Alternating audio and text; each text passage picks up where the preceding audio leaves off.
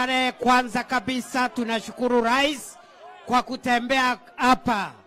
Kitu ya kwanza, Rais amekuja hapa ni kwa sababu ya elimu ya watoto wa Mathare.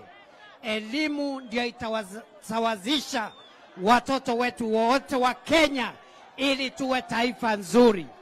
Kitu ya pili ambayo imeleta Rais hapa ni kuhakikisha kwamba hii Kenya yetu mambo ya maendeleo imechukua nafasi ya kwanza kabla ya mambo ya siasa.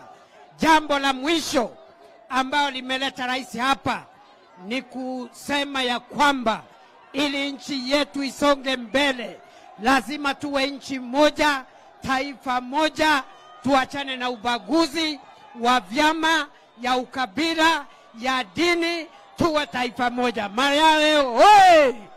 Asanteni sana, Mungu awabariki. Niko na gavana wetu wa jimbo la Nairobi jameni.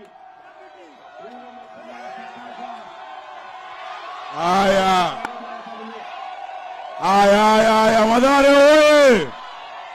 Mathare wapi Mbwekse? Wapi Mbwekse? Mathare, mnajua mimi nawapenda. Mimi nawadhamini. Mimi na walombo tov.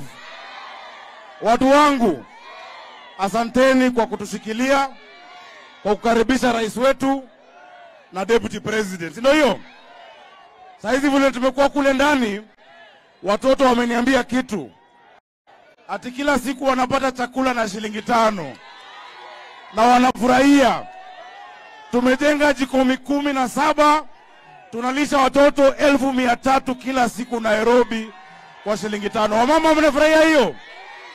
Wamama mnafurahia hiyo? Sasa mmesikia vile mdosi amesema.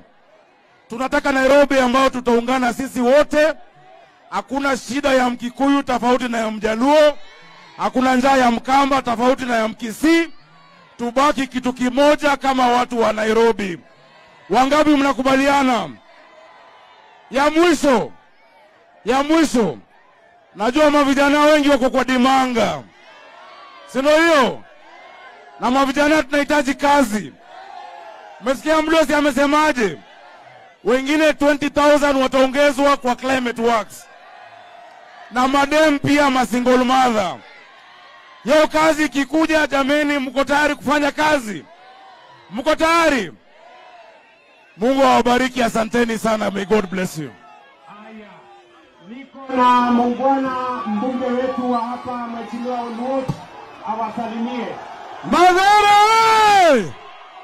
Mathare!